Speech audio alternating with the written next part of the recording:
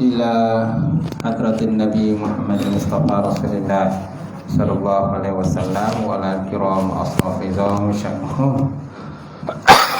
syai'ul lahumul fatihah. A'udzu billahi minasyaitonir rajim.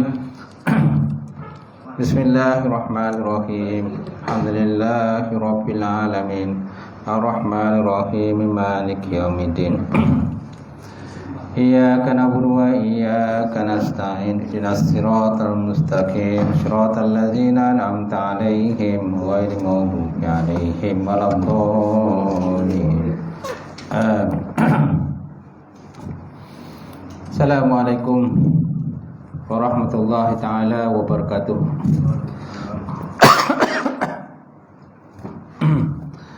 Alhamdulillahillazi nahmaduhu wa nasta'inu wa nastahdi wa na'udzu billahi min syururi anfusina wa min sayyiati a'malina.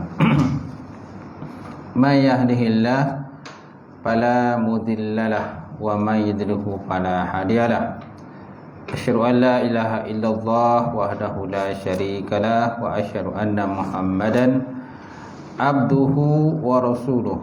Allahumma shalli wa sallim ala Sayyidina wa nabina wa habibina wa syafina wa zuhrina wa maulana Muhammad imamin muttaqin wa qaddata'an jahidin wa ala alihi wa sahbihi wa man da'a bi da'watihi wa sanna bi sunnatihi ila yaumiddin. Rabbi shrah li sadri wa yassir li amri wa hlul 'uqdatam min lisani yafqahu qawli. Subhanaka la ilma lana illa ma'allamtana innaka antal alimul hakim. Wala hawla wala quwwata illa billahil alim azim. Qala Allah subhanahu wa ta'ala fil Qur'anil Karim ba'da auzubillahi minasyaitonir rajim. Walan tarda ankal yahudu walan nasara hatta tattabi'a millatahum. Qul inna hudallah huwal huda. Wala ini taba'ta ahwa'ahum min ba'di ma ja'aka minal 'ilm ma laka minallahi min waliyyin wala nasir. Sadaqallahul azim. Maksudnya orang-orang Yahudi dan Nasrani itu orang-orang Yahudi dan Nasrani itu tidak redha kepada kamu sehingga kamu masuk ke dalam agama mereka. Kata olehmu ya Muhammad, sesungguhnya petunjuk Allah itulah sebenar-benar petunjuk. Dan wala ini taba'ta ahwa'ahum, dan jikalau kamu mengikut akan hawa nafsu kamu sesudah datang kepada kamu pengetahuan mengenai satu perkara maka tiadalah bagi engkau itu selain daripada Allah Ta'ala sebagai pembantu dan juga penolong. Waqala Nabi sallallahu alaihi wa ala alihi wa sahbihi wa baraka wa sallam, la yu'minu ahadukum hatta akuna ahabba ilaihi min walidihi wa waladihi wan nasi ajmain. Maksudnya tidak sempurna iman salah seorang kamu sehingga aku, kata Nabi, lebih dia kasihi, melebihi kasihnya kepada ayahnya, melebihi kasihnya kepada anaknya, dan melebihi kasihnya kepada semua manusia. Nawaitu ta'alluma wa ta'lim wa tazakkura wa tazkir wa naf'a wal intifa' wal ifadatu istifadah wal hasa 'ala tamassuki bi kitabillah wa sunnati rasulih wa du'a ilal huda wa dalalati ilal khairi ibtigha'a wajhillah mardati wa rukubi wa sawabihi subhanahu wa ta'ala. Alhamdulillah. Yang dihormati silakan Al-Fadhil Tuan Imam, seluruhnya Tuan Bilal, pengurusi surau, jawatan kuasa surau, seluruhnya sidang jemaah muslimin muslimat, mukminin mukminat Allah Ta'ala. Alhamdulillah, kita panjatkan puji serta syukur kepada Allah Subhanahu wa Ta'ala kerana dengan izin Allah malam ini sekali lagi kita dapat bersama insya-Allah untuk kita sambung kuliah kita, kuliah bab munakahat, bab nikah kahwin. Masih lagi perbincangan tentang rukun nikah, rukun akad nikah di muka surat Berapa? 125.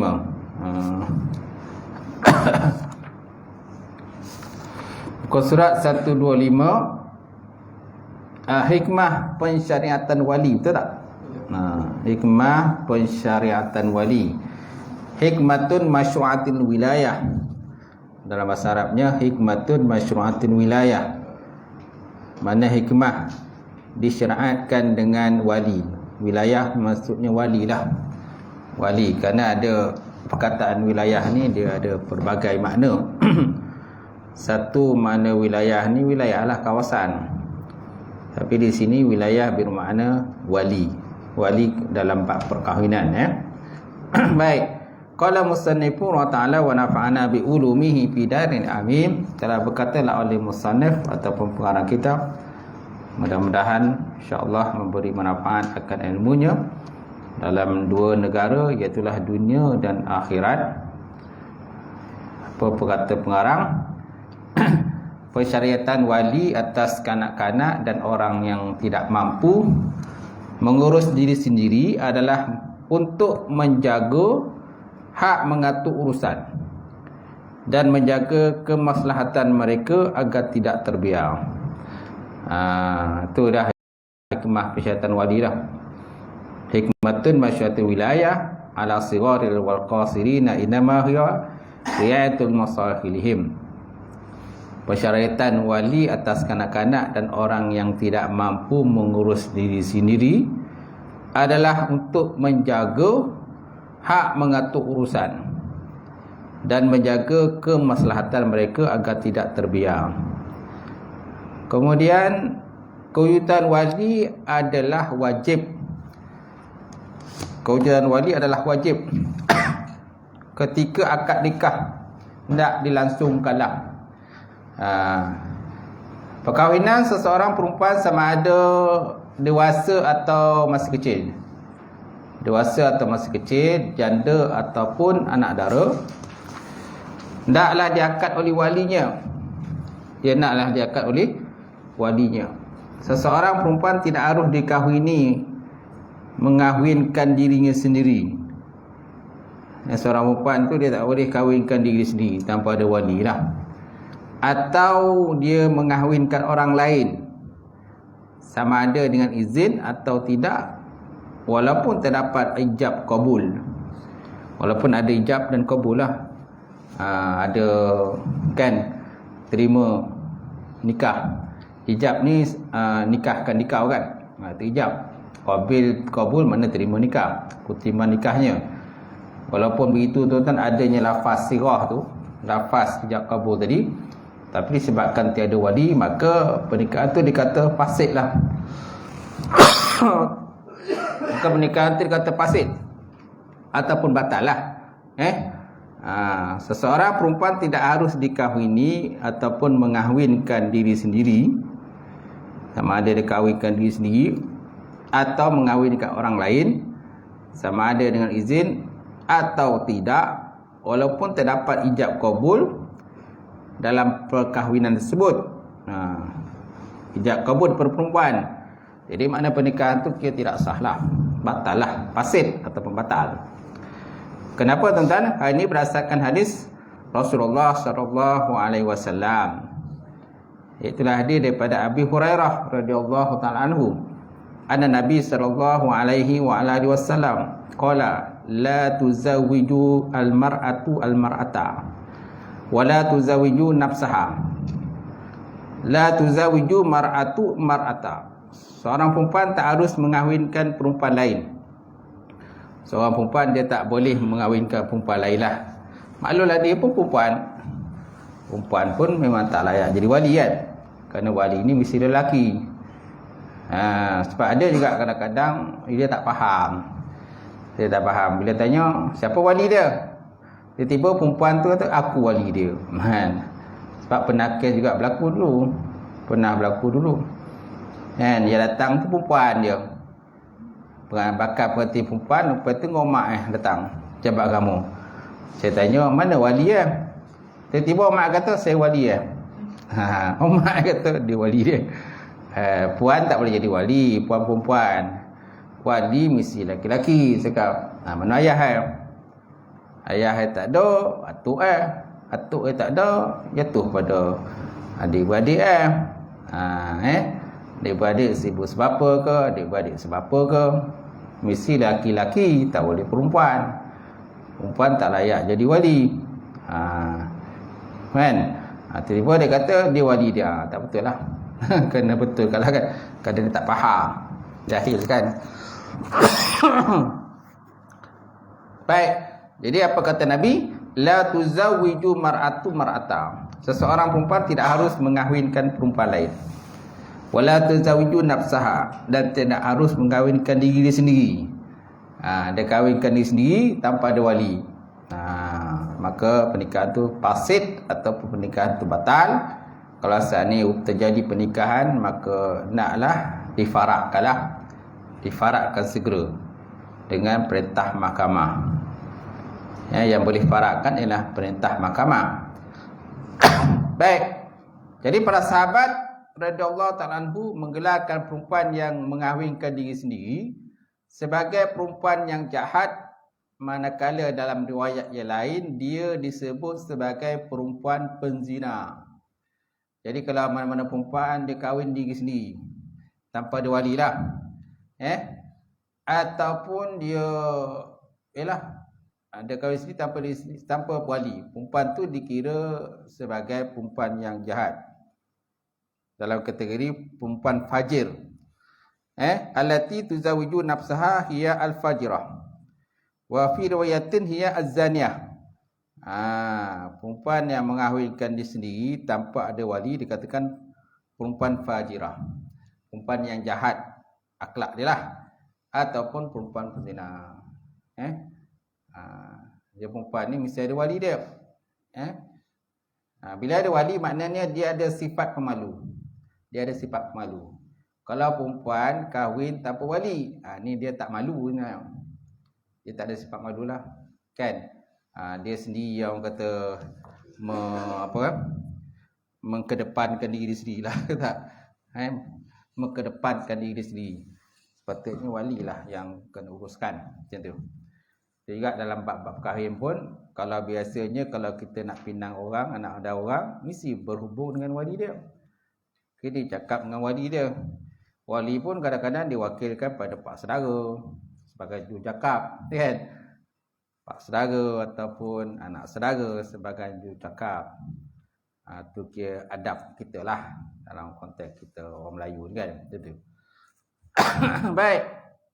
Kemudian hikmah. Apakah hikmah disyariatkan wali dalam perkahwinan? Hikmah disyariatkan wali dalam perkahwinan adalah mengikut kebiasaan adat yang sebaiknya. Dia adalah mengikut kebiasaan adat yang sebaiknya. Jadi tak wajar seorang perempuan melakukan akad nikahnya sendiri. Hal ini adalah kerana dia mesti memiliki sifat malu. Nampak? Bila perempuan tu dia nikah menggunakan wali, maknanya dia ada sifat malu lah. Kalau tak, dia tak malu. Dia namanya tak malu lah. Dia lebih ke macam mempromosikan diri dia lah. Mempromosikan diri sendiri. Hatta kalau nikah di sempadan pun tuan-tuan, ada wali dia. Walaupun wali tak pergi ataupun mungkin wali tak tahu, tapi wali dia tetap ada. Itulah juru nikah sana yang telah pun dilantik oleh pihak sana, kerajaan sana, sebagai perempuan yang tiada wali. Sebab perempuan ni bila sana pergi sana dia tak ada wali. Jadi mana wali dia? Wali dia itulah yang juru nikah tu, itulah sebagai wali dia. Itu namanya wali am. Namanya wali am. Dengan syarat lebih daripada 2 marhalah. Jaraknya lebih daripada 2 marhalah. Tapi kalau tak sampai 2 marhalah, maka tak wali lah. Digelarkan sebagai wali am. Ayat tu. Dan mesti dilantik oleh pihak berkuasa sanalah yang nanti diiktiraf. Kalau tak iktiraf, maka pernikahan itu dikira fasid. Sebab dalam bab perkahwinan pun, dalam enactment pun disebut, maknanya orang kata sultan ataupun raja dia ada hak untuk melantik. Mana-mana juru nikah yang tidak dilantik oleh raja, maka dikira juru nikah tu tidak sah. Tidak sah juru nikah tu. Itu kuasanya undang, kuasa undang lah, kuasa yang puan kan. Kuasa mereka dia adalah elemen tu. Sebabnya bila mana-mana pegawai agama yang nak dilantik sebagai pendaftar nikah, nak tak nak dia kena pergi menghadap undang. Sebab dia ada kuasa undang, ada kuasa untuk melantik. Mana kalau sesiapa yang tak dilantik tu oleh undang, maka dikira dia tak ada kuasa lah menikahkan orang. Kecuali pinjam kuasa orang lain. Tadi apa lah wala pinjam kuasa orang lain tu. Sampai bila kita nak pinjam kuasa orang lain? Baik. Jadi dalam hal ini adalah kerana dia mesti memiliki sifat malu sebagai seorang perempuan. Hal ini berdasarkan firman Allah Subhanahu Wa Taala dalam Quran, wa iza talaqtumun nisaa fa balagna ajalahunna fala ta'duluhunna ayyankihna azwajahunna iza taradau bainahum bil ma'ruf. Yang bermaksud, dan apabila kamu menceraikan isteri kamu lalu habis masa iddah. Bila kamu menceraikan isteri kamu, mana suami, lalu habis iddah perempuan tadi, maka janganlah kamu wahai wali-wali nikah menahan mereka daripada berkahwin semula dengan bekas suami mereka. Apabila mereka lelaki dan perempuan bersetuju sesama sendiri dengan cara yang baik yang dibenarkan oleh syarak lah. Jadi makna wali tu tak sepatutnya dia tahan lah. Sebab ada kadang wali-wali ni bila anak dia dah bercerai dengan suami dia, ada suami-suami yang menghalang kan perkahwinan dilangsungkan semula lah, perkahwinan kali kedua lah. Macam tu. Kadang suami isteri tu masing-masing nak rujuk balik ataupun nak kahwin. Kadang-kadang dia punya masa iddah dah habis setelah talak satu, talak dua kan. Talak satu, talak dua, kemudian iddah pula habis. Bila habis iddah, pasangan tadi nak kahwin semula, boleh, tapi dengan akad nikah yang baru lah. Bila nak buat akad nikah yang baru, dia libatkan wali.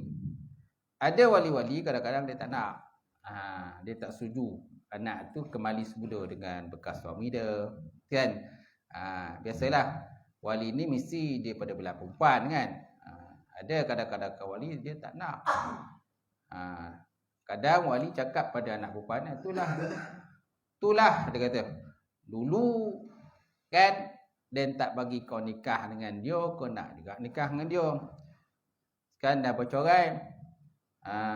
Tak payahlah kau balik semula dengan bekas suami kau tu. Tak apalah, nanti ayah cik lain. Gitu. Kan dah juga macam tu kan. Tapi anak tadi berkoreh juga, nak juga dengan bekas suami dia. Mungkin kadang-kadang ada anak. Jadi memandangkan ada anak, jadi pasangan tadi nak nikah semula. Sebab apa? Iddah dah habis. Kalau iddah tak habis boleh rujuk balik. Tapi kalau iddah dah habis macam mana? Bila iddah dah habis, kalau nak bersama semula mestilah dengan akad nikah yang baru balik. Bila akad nikah yang baru semula mesti melibatkan wali. Kalau wali dah tak nak, tu yang akan panjang cerita dia. Kadang ada wali dia ada pilihan lain pula. Mungkin pilihan lain tu mungkin lagi lelaki yang nak digantikan untuk bekas suami ni, ke lelaki dia lagi hebat ke, kereta besar ke, rumah besar, gaji besar dan sebagainya. Yang bekas suami ni kata gaji kecil kan. Itulah. Jadi dalam bab ini tuan, bila wali enggan, maka dia akan kembali kepada pergi kepada wali hakim. Dia akan pergi pada wali hakim sebab wali dah masuk dalam kategori wali ingkar ataupun wali tidak setuju dengan perkahwinan tersebut. Banyaklah cerita, lambatlah. Boleh kahwin tapi makan masa sikitlah sebab nak kena panjat mahkamah dulu. Kena pergi jumpa hakim dulu. Hakim syari kan. Kalau hakim syari kata saya benarkan awak kahwin dengan menggunakan wali hakim, bolehlah. Tapi biasanya sebelum hakim mengeluarkan perintah boleh berkahwin menggunakan wali hakim, biasanya dalam perbicaraan hakim dia mesti panggil wali yang sebenar. Hakim akan tanya, kenapa tuan tak setuju anak ni nak rujuk semula ni, nak nikah balik dengan bekas suami dia. So kenapa tuan tak setuju? Aku tak setuju. No, macam-macam lah. Cakap alasan dia lah. Jadi bila dah banyak alasan tu, maka kuasa akan jatuh pada hakim lah. Hakim lah yang akan menentukan sama ada dia nak bagi kahwin semula ke ataupun tak nak bagi. Kalau hakim berpandangan bahawa pasangan tu memang sepatutnya nikah semula, kan, memandangkan mungkin pasangan tu ada anak dan sebagainya, ada masalah, jadi hakim akan mengeluarkan perintah berkahwin menggunakan wali hakim. Mana kuasa wali tadi, bapa tadi dah jatuh kepada hakim. Hakim bagi kuasa kepada wali hakim, kepada pendaftar nikah untuk membenarkan keluarkan perintah kebenaran berkahwin. Kan? Sebabnya boleh jadi wali ni jangan sombong, jangan ada kadang wali sombong dia ingat bila aku tak benarkan, dia ingat anak tak boleh kahwin. Anak tak boleh kahwin. Tapi panjanglah kisah dia tu. Cerita itu panjanglah. Babak cerita panjang. Dia akan pergi mahkamah, kalau tak selesaikan mungkin postpone. Sebab dalam mahkamah biasanya hakim akan panggil bapa dia. Kalau bapa dia datang, senang cerita dia. Kalau bapa tak datang, dah postpone pula bercara. Penjara kali kedua pula. Penjara kali kedua tak datang dengan bapa dia, postpone lagi. Penjara kali ketiga pula. Panjang cerita kan? Tu yang kuasa wali tadi. Baik. Imam Syafi'i Ta'ala menyatakan bahawa ayat ini adalah bukti paling jelas tentang kepentingan wali. Kepentingan wali tadi. Wa idza talaqtumun nisa fabalagna ajalahunna fala ta'duluhunna ayyankihna azwajuhun. Fala ta'duluhunna, maka janganlah kamu sekat. Waw itu waw jamak. Fala ta'duluhunna, maka janganlah kamu sekat. Janganlah kamu halang. Ayyankihna azwajahum, bahawa perempuan tadi berkahwin dengan bekas-bekas suami dia semula lah. Apalagi ada masalah tertentu, contohnya ada anak, anak mungkin masih kecil-kecil lagi yang memerlukan kepada perhatian mak ayah. Jadi hakim akan pertimbangkan benda tu lah. Macam tu. Walaupun mungkin wali tak setuju. Baik. Jika wali tidak penting, sudah pasti mereka tidak ditegah menghalang perkahwinan tersebut. Jika wali tak penting, sudah pasti mereka tidak ditegah menghalang perkahwinan tersebut. Tapi mereka ditegah. Tegah maksudnya jangan halang. Maksud tegah ni jangan halang kalau pasangan tu nak rujuk semula.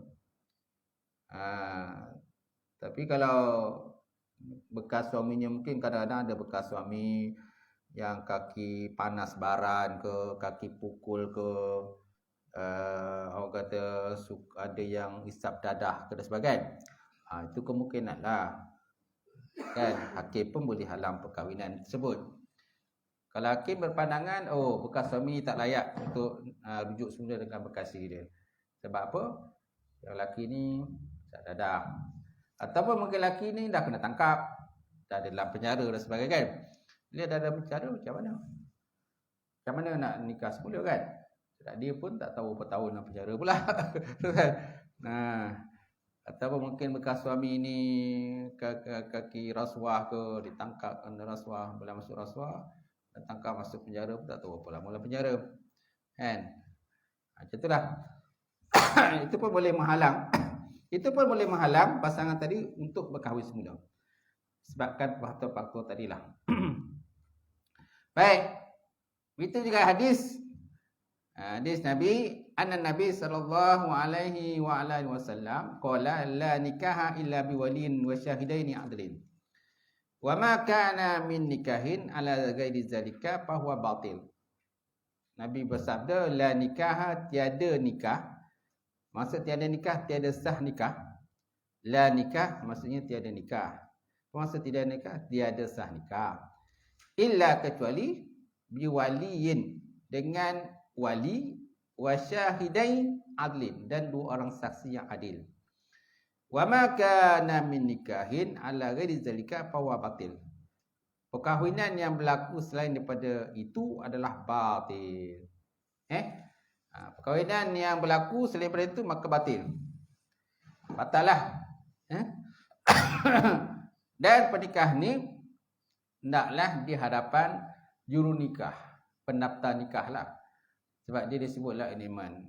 Pernikahan tu mestilah disaksikan oleh pendaftar nikah yang telah pun dilantik oleh pihak berkuasa. Habis kalau pihak berkuasa tak ada, macam mana? Kalau seandainya pihak berkuasa tak ada, juru nikah tak ada, tapi yang menikah dia itu ialah bapa dia betul, memang sah bapa dia betul, bapa kandung dia, dan ada 2 orang saksi, pernikahan tu tak sah. Cuma masalahnya nak didaftarkan tu lah. Sebab apa? Juru nikah ataupun pendaftar nikah tak ada waktu pernikahan tersebut. Kalau ada juru nikah ataupun pendaftar nikah waktu pernikahan tersebut lancongan, senang. Dia uruskan orang tu. Dia uruskan orang pergi berjaga agama untuk daftarkan pernikahan dan keluarkan sijil nikah dan kad nikah. Kalau yang pernikahan tu dijalankan, yang ada ialah wali, 2 orang saksi, pengantin lelaki, pengantin perempuan, kan? Tapi pendaftar nikah, penolong pendaftar tak ada. So siapa yang nak daftarkan pernikahan tu? Walaupun pernikahan tu mungkin sah. Mungkin sah lah. Mungkin sah dan saksi pun kata sah. Saksi pun ada situ, saksi pun kata sah. Tapi penolong pendaftar nikah tak ada. Imam yang ada tauliah juru nikah tak ada masa tu. So siapa yang nak isikan borang? Mana borang ni? Mungkin dari segi syarat mungkin sah lah. Sebab wali sini yang nikahkan. Tapi dari segi peraturannya mana borangnya? Borang mana? Nikah sah, siapa nak keluarkan sijil nikah? Siapa nak keluarkan kad nikah? Sebab apa? Dia tidak melalui pejabat agama. Kalau dia melalui pejabat agama, amal pejabat agama yang mana sebelum pasangan tu nikah, mereka dah hantar ke pejabat agama dah proses orang itu, pejabat agama keluarkan kebenaran berkahwin atas kuasa pendaftar nikah, kan? Dan pasangan itu akhirnya bernikah di depan penolong pendaftar nikah, kan? Bila dah sah pernikahan tu terus daftarlah. Sebab dia melalui pejabat agama. Mana rekod pejabat agama dah ada. Masalahnya tak ada rekod dari pejabat agama. Wali suka-suka hati dia nikahkan anak dia. Dia kata yang penting 5 rukun nikah dah ada orang tu. Dah ada rukun nikah, pengantin lelaki dah ada, pengantin perempuan dah ada, wali dah ada, 2 orang saksi dah ada, sirah, lafaz, ijab kabul dah ada. Dah komplit lah. Memanglah segi syarat dah komplit. Tapi siapa nak daftarkan pernikahan tu? Siapa nak bertanggungjawab tentang pernikahan tersebut? Tu kuasa pula penolong pendaftar nikah ataupun juru nikah yang telah pun dilantik oleh pihak berkuasa. Gitu. Baik, seterusnya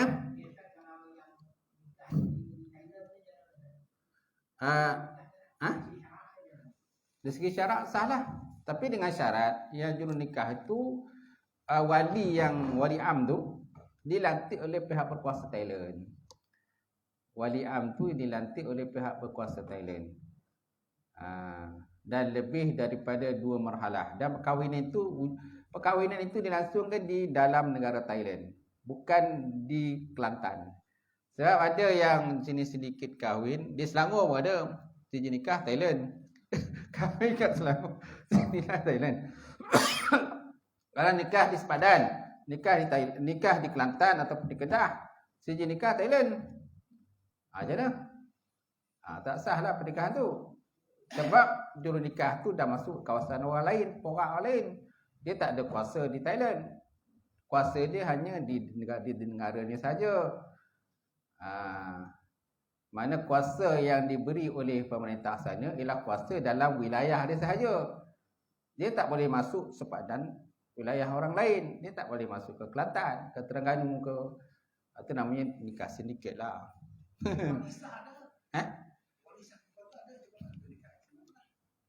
Dia tak nak. Perempuan tu tak bawa wali dia. Perempuan tu tak bawa wali dia. Biasalah tu kalau nikah senyap. Dia tak bawa wali dia. Dia nikah lah kat mana-mana. Tapi sejak nikah tu sana Thailand yang keluarkan. Boleh? So, ada perancangan ke? Tak ada. Baik. Dan hadis daripada Abi Musa Asy'ari radhiyallahu ta'ala anhu, anna Nabi SAW qala la nikaha illa biwaliyin. Tidak sah nikah melainkan ada wali. Ni kan ni hadis ni lagi jelaslah. Lagi jelas daripada di atas. La nikah maksud tiada nikah tu tiada sah nikah kecuali dengan wali. Illa biwaliyin. Hatta kalau wali tak kalau wali tak adil pun, kalau contoh pernikahan tu dilangsungkan di Malaysia tapi wali tak adil, namanya wali gaib. Wali gaib pun mesti ada perintah mahkamah menggunakan wali hakim. Kalau wali gaib dia akan jatuh juga pada wali hakim kalau di Malaysia ni. Kalau wali gaib, maksud wali gaib ni ialah wali tidak dapat dikesan dia di mana dia berada. Sedangkan perempuan tu nak kahwin, contoh nak kahwin Negeri Sembilan. Dia nak kahwin Negeri Sembilan, tapi wali tak tahu kat mana. Dan pernikahan mak ayah dia tu memang wujud dulu. Memang wujud pernikahan mak ayah dia. Dan perempuan ni ialah perempuan anak yang sah taraf. Dan wali itu cuma wali dah gaib. Sebab apa? Mungkin disebabkan mak ayah berpisah ke, mungkin wali dia balik ke Indonesia dan sebagainya, lepas tu terputus hubungan, tak tahu kat mana, ataupun mungkin wali hilang kat laut ke, jadi nelayan. Nelayan hilang kat laut tapi tak dapat dikesan lah. Tak balik-balik ke, tunggu tak balik-balik. Jadi dalam kes wali gaib macam ni, dia akan pergi mahkamah, mohon perintah mahkamah berkahwin menggunakan wali hakim.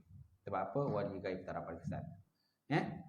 Tapi kalau wali dia dapat dikesan, boleh buat wakalah wali. Mungkin wali dia berada di Lombok. Ialah wali dia ke orang Lombok kan. Ayah dia orang Lombok, kahwin dengan Malaysia. Tiba-tiba tak macam mana, mungkin mengajuk balik ke Lombok semula. Anak kat sini dah besar nak nikah. Nak nikah, bila nak nikah perlu wali dia. Tapi wali dapat dihubung di Lombok. Masalah nak datang sini duit tak ada. Jadi buat wakalah wali lah. Buat namanya wakalah wali. Jadi ayah dia tu di Lombok itu pergi ke pejabat agama, kantor agama di sana, pergi jumpa pendaftar nikah di Lombok itu, buat satu surat wakalah wali. Mana wakilkan pada nikah di Negeri Sembilan itu untuk menikahkan anak dia. Untuk menikahkan anak dia lah. Ataupun buat wakalah wali melalui telefon pun boleh. Saya dulu pun biasa buat wakalah wali melalui telefon. Wali berada di Indonesia. Ada kadang-kadang wali berada di pesantren berada. Pernah dulu saya nikah kan. Wali berada di pesantren. Mengaji. Dah tua mengaji. Kan anak nikah ni. Nasib baik dapat hubungi. Kamu boleh hubungi tak ayah kamu? Boleh. Okey, call sekarang ayah. Buat wakalah melalui telefon lah. Tapi sebelum wakalah wali dibuat melalui telefon. Kan? Penolong pendaftar nikah ataupun juru nikah, pendaftar nikah kena buat sedikit temuduga dalam telefon tu. Kan? Betul tak tuan ni anak tuan nak kahwin? Betul. Siapa nama anak tuan? Aminah bin Abu. Betul tak nama Aminah Abu kat barang tu yang nak nikah ni? Kalau dia kata nama anak Fatimah binti Ahmad, dah tak betul lah. Kan? Maknanya juru nikah pun kena buat sedikit temuduga lah. Untuk memastikan itu wali yang betul. Yang nak buat wakalah wali ni kepada juru nikah ni. Maknanya dia temuduga dalam telefon lah. Ataupun buat video call pun boleh. Video call ni mana nampak muka orang tu. Serupa tak muka dengan IC dia? Oh, sama. Sama kan? Macam tu. Okey, tuan. Nama tuan siapa? Ahmad bin Abu. Tengok dalam IC. Sebab biasanya wali pemerhatian, bakal pemerhatian lelaki, pemerhatian perempuan, dia akan bagi lampiran.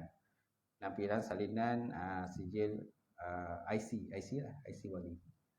Sama ada dia WhatsApp ke atau sebagainya. Yang penting orang itu adalah orang yang betul lah. Macam tu.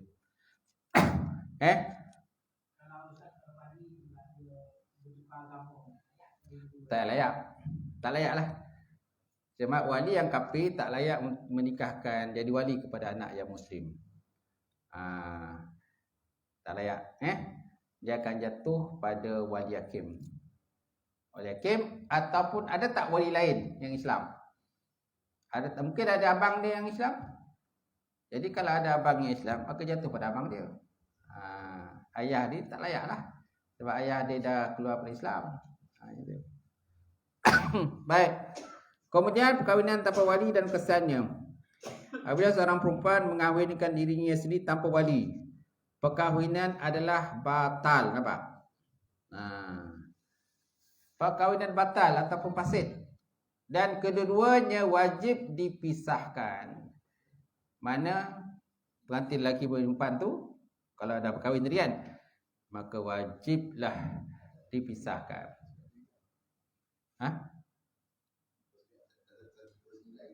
Oh, hilang. Silap cetak kot.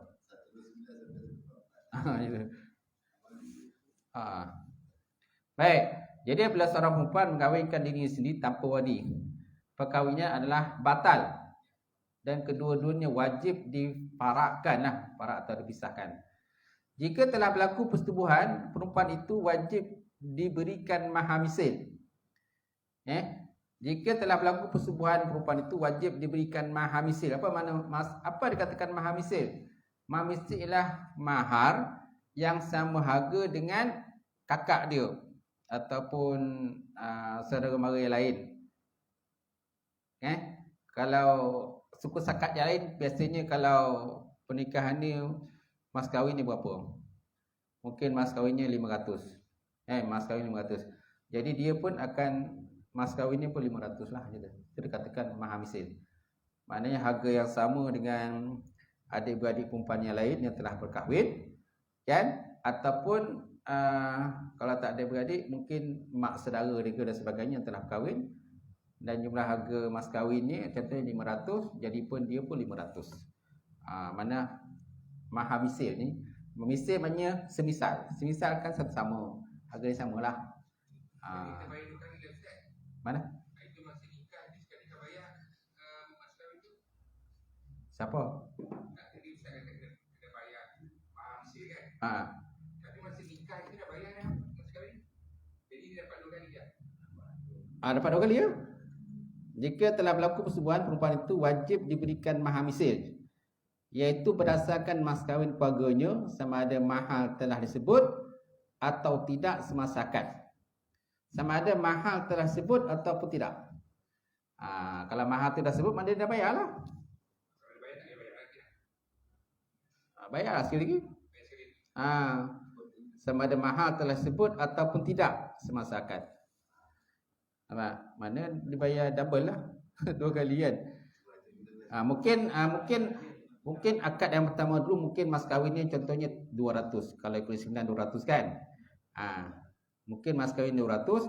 Jadi sebabkan berlaku konflik ini, maka dia kena bayar lagi mas kahwin. Maknanya mas kahwin harga misil, mana yang sama harga dengan mas kahwin kakak dia yang telah berkahwin ataupun mak saudara telah berkahwin.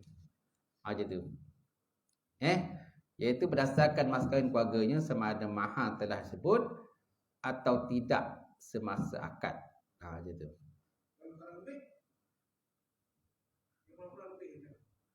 Lebih pulanglah. Lebih tak, dia ikut mahar misil, tak perlu bagi lebih lah. Kalau nak bagi sedekah pada junikah pun boleh tak? Dia agak mahar misilnya contoh 500, tapi dia nak bagi 600. Mana yang 100 tu ke sedekah lah. sebagai maha misi ni dia misi satu label lah dengan kakaknya lain. Kalau kakak dia 500, 500. Kalau kakak dia 1000, 1000 mas kahwin ni. Itu dikatakan harga maha misil. Maha misil mana misal. Mim sim lam misal lah. Harga yang semisal, harga yang sama gitu. Baik, boleh. Kemudian an Aisyah radhiyallahu ta'ala anha, qala Nabi sallallahu alaihi wasallam, ayyuma imra'atin nakahat bighairi izni waliha fanikahuha batil. Fanikahuha batil, fanikahuha batil.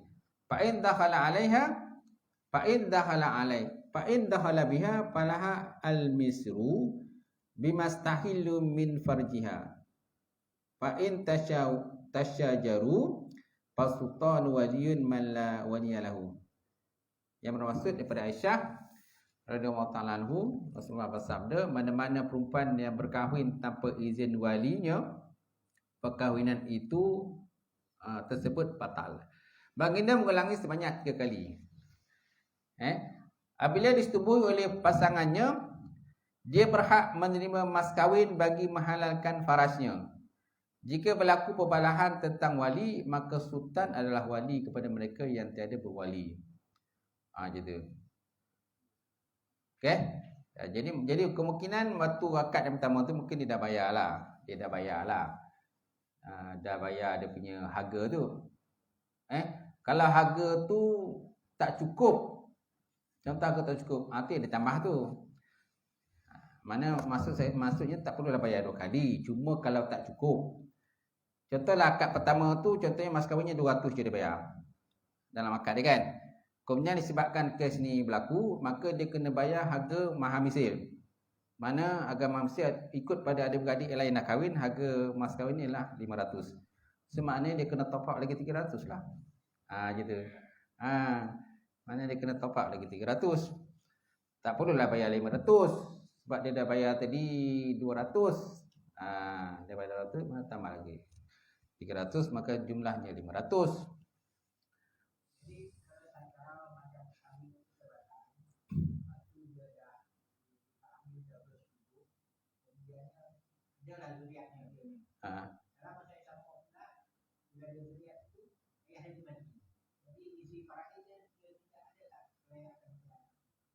Ayah siapa mati?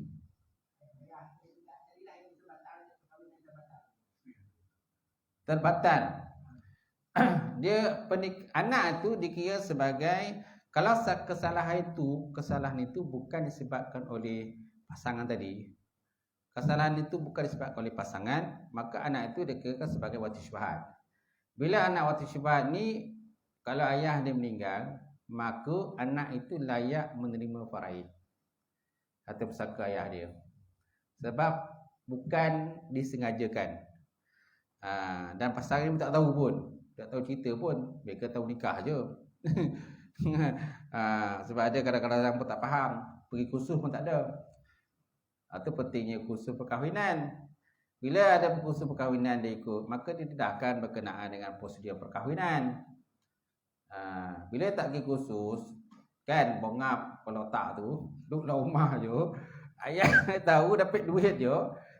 Ayah tahu dapat duit, kau nikah dengan jantannya gitu, lelaki nak. Nampak kayu tu. Nanti ayah tetapkan antaranya 20,000. Ayah joki dia dapat 20,000. Tapi masalah pernikahan tu. Pernikahan tu fasid, batil kan? Gitu. Kena berlaku pula persetubuhan lah lepas tu. Dia kalau ikutkan, maknanya pihak berkuasa boleh saman kalau ikutkan. Maknanya melangsungkan pernikahan tanpa kebenaran pihak berkuasa. Boleh saman. Dia punya saman tu ada tu. Ataupun menikahkan orang tanpa ada kebenaran daripada pihak berkuasa. Daripada pejabat agama pun boleh saman.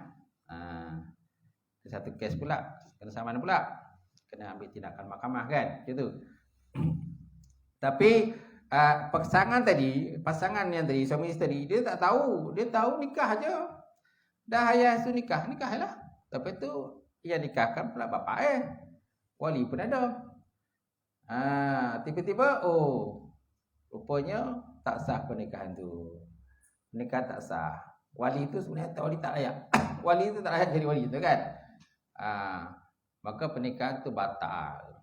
Dan anak itu dikatakan sebagai wati syubhat. Wati syubhat. Tapi kalau wali dia kalau dia nikah tadi kan tak ada wali kan. Nikah tadi kan tak ada wali kan. Kalau nikah tak ada wali, kalau ikutkan dia pastilah pernikahan tu batal lah. Mana batal maknanya anak tu luar nikah lah. Kalau batal. Sebab yang saya cerita tidak apa-apa itu kalau wali dia yang menikahkan. Kalau wali dia yang menikahkan tapi tiba-tiba pernikahan tu fasid, kan ada masalah kemudian, maka anak itu dikatakan wati syubhat. Kalau wati syubhat dia dapat pusaka kalau ayah dia meninggal. Tapi kalau ayah ini tanpa wali langsung, kalau tanpa wali langsung maknanya pernikahan batal. Anak tu dia tak satarah lah.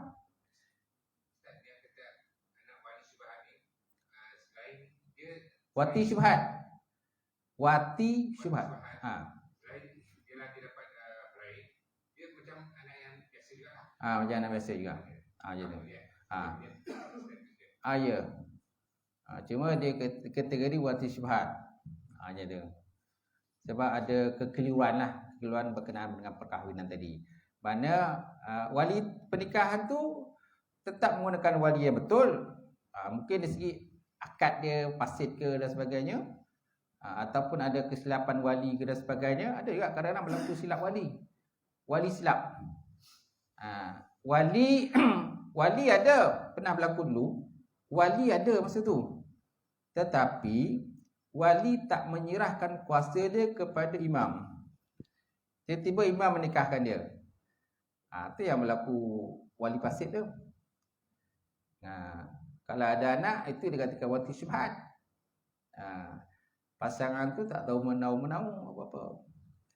Wali ada waktu pernikahan tu, tapi wali tak akadkan. Sepatutnya kalau wali tak akadkan, dia kena buat satu wakalah kepada menikah untuk menikahkan pasangan tadi.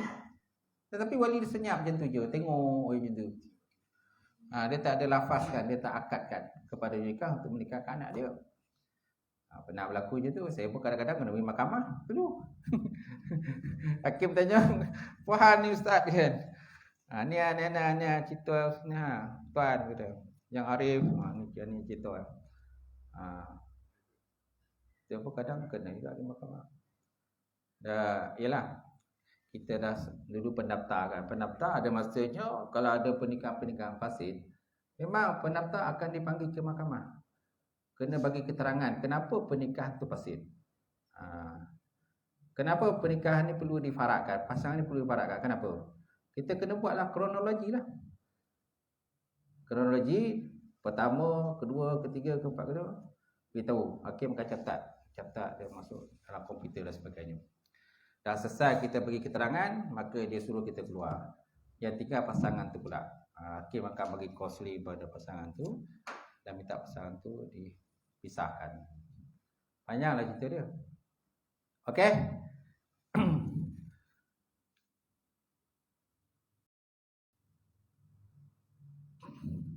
Okey, apabila disetubuh oleh pasangannya, dia berhak menerima mas kahwin bagi menghalalkan faras kemaluan. Jika berlaku perbalahan tentang wali, maka sultan adalah wali kepada mereka yang tiada berwali. Cuma, adakah sultan yang mengahwinkan? Ini masalahnya. Ini persoalanlah. Habis ustaz, kalau macam tu sultan lah kena nikahkan. Tak ada. Sultan tak menikahkan. Yang menikahkan itu ialah pegawai agama daerah masing-masing. Kan? Pegawai agama yang diberi kuasa namanya wali hakim. Kuasa yang dibagi itu ialah wali hakim ataupun wali sultan, kuasa dia. Macam tu. Bukan makna sultan yang kena menikahkan. Kalau macam tu ponik lah sultan nak kena menikahan. Oh, ramai dia nak kena nikahan. Dia kena terpaksa mencemaduli lah. Sultan terpaksa mencemaduli untuk pergi ke pejabat agama untuk menikahkan pasangan-pasangan ni. Dah satu kojo pula sultan. Tak. Tak. Kuasa yang dibagi oleh oleh sultan tu, kuasa yang dibagi oleh undang, dibagi kuasa kepada pendaftar nikah daerah ataupun pegawai agama. Kuasa tu namanya kuasa wali hakim ataupun kuasa sultan. Dia punya kuasa tu lah. Bukan makna dia sultan, tak. Bukan makna pendaftar agama daerah tu dia sultan, dia bukan sultan, tapi kuasa itu. Kuasa itu untuk menikahkan orang itu. Sama lah seperti tarafnya seperti sultan. Dia punya kuasa itu besar. Ya? 20%. Sama juga. Sama juga dengan pernikahan lain. Mas kahwin kata kalau you nikah berapa? Upah sekarang 120 kan? Dah naik dah. Dulu 80. Masa saya dulu 20. Sekarang 120 dah. Joki siapa je nikah ni. Saksi pun dah naik. Dulu saksi seorang 20. Sekarang 40. Joki lagi kan. Sebab ada yang jadi juru nikah masa tu juga dia jadi saksi. Cakap imam, janganlah imam, semua imam nak ambil. Imam dah jadi juru nikah, apa tu imam jadi saksi. Imam jadi nikah dah lah. Dah dapat 120. Ya, saksi ni kasihlah orang lain pula. Kan dia dalam borang tu kan ada tempat saksi dua tempat saksi tu kosong tu. Kan dah lah juru nikah dia imam. Lepas itu tempat saksi tu pun dia juga isi sign ke situ. Saksi yang seorang tu memang orang lain lah. Jadi mana dia nak makan 120 dan 40. Dia dah dapat joki dia. Tapi kita tegur lah. Janganlah buat macam tu. Panggillah saksi lain. Takkanlah tak ada bila siap kasihlah dia. Okay. Kan? Ini dia jadi juru nikah. Lepas tu dia saksi yang pertama tu. Saksi kedua tu memang orang lain lah. Tak boleh tak memang kena cari orang lain. Takkan dua-dua tu pun dia nak isi. Melampau pula kan. Dia jadi juru nikah imam tu. Lepas tu dia saksi pertama, dia pun saksi kedua. 120 campur dengan 40 berapa dia dapat? Dapat tu saya aku lagi. Insya-Allah. Itulah. Sekarang kita tegurlah, janganlah macam tu. Bagilah imam ke bilal ke siap jadi saksi kan. Dapat juga orang 40. Ya tu kan. Boleh tuan? Okey, insya-Allah. Lelaki yang bersetubuh dengan pasangan. Okey tuan. Bolehlah, sekadar itulah perbincangan kita malam ni. Insya-Allah akan datang sambung lagi. Wallahu a'lam bishawab.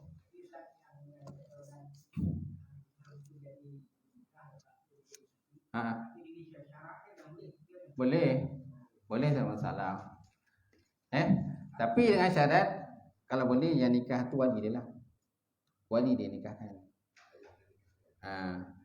Walaupun sebenarnya wali dia nikahkan, tapi juru nikah tetap dapat 120. Dia tetap dapat 120. Jangan, tak adalah wali aku nikahkan jadi saya tak payahlah bayar 120. Tak ada, tetap juga kena bayar 120 kepada juru nikah. Juru nikah mandang macam tu je. Tengok macam tu. Cuma resi borang sikit. Juga resi borang. Yang tak dapat lah. Sebab dia wali nikahkan. Itu bincang belakang lah. Nak tanya ni Ustaz. Di sahabat kita nak tanya apa yang macam kat Indonesia. Kahwinan berlainan agama. Macam mana cerita Ustaz? Berlainan agama kita dalam mazhab Syafi'i ini memang tak salah perkahwinan. Tapi dia tak tahulah, mungkin dia negara Pancasila. Pancasila ni dia ada dalam dia punya kolom ni tu membolehkan perkahwinan tu. Dia dalam peraturan negara dia boleh membolehkan. Itu yang orang Islam berkahwin dengan Kristian tu.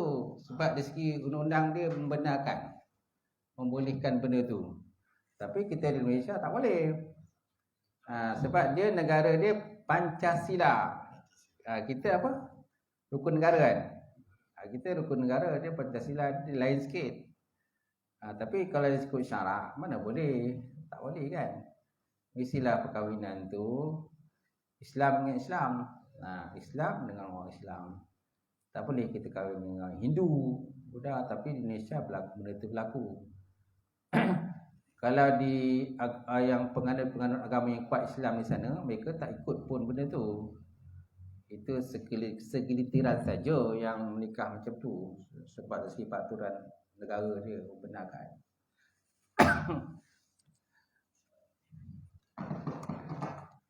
Okey, habis Alright. A'udzubillahi minasyaitonir bismillahirrahmanirrahim. Alhamdulillahirabbil alamin wassalatu wassalam ala syafiyil mursalin wa ala alihi wa sahbihi ajmain.